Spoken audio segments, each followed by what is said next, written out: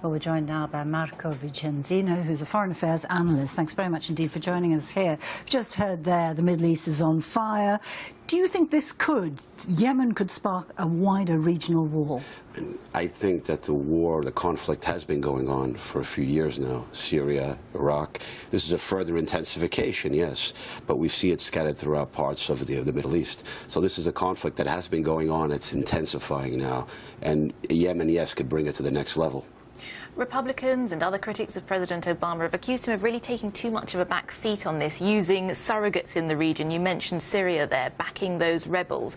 Is that what he's wanted all along, for countries like Saudi to take responsibility for peace in the region? Has he got what he wants? When he became president, when he was against the original invasion of Iraq in 2003, and he began the withdrawal of American troops, he's been wanting to see more powers in the region, not just in the region of the Middle East, but throughout the world, assuming their share of responsibility for regional and global problems also. So I would say that's part of his train of thought, but when he became president, I didn't think he realized the amount of conflict and what would be taking place, particularly after the events of one called the Arab Spring, now they call them the Arab uprisings of early 2011, and the fallout of that.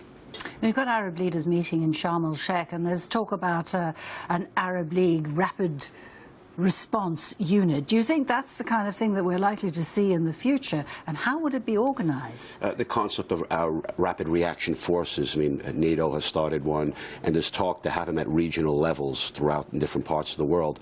And one in the Middle East would be primarily, probably under the auspices of the Arab League, and much of that dominated by the Sunni nations. The 10-country coalition that we see right now involved in the action in Yemen, I would say that's something that would be their initiative, and particularly being financed by the Gulf countries. So first and foremost, I think the Gulf countries financing it, and other countries ranging from Egypt to Morocco also participating in that.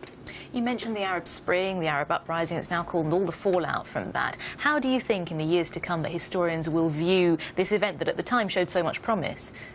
I think a lot of people had overestimated and not realized what was taking place.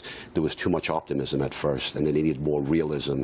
And I mean by realism is that to understand each of the countries involved throughout this process had different historical evolutions. And in certain places where the repression was hardest, in places like Syria and Libya, the reaction has been fiercest.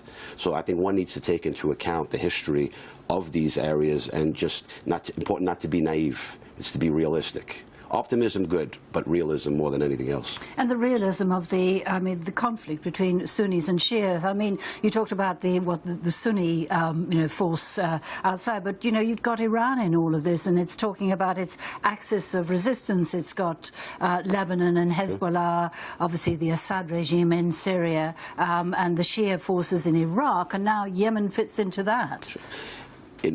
Throughout the Middle East, in order to achieve some form of stability, ultimately there has to be some form of accommodation between Saudi Arabia and Iran.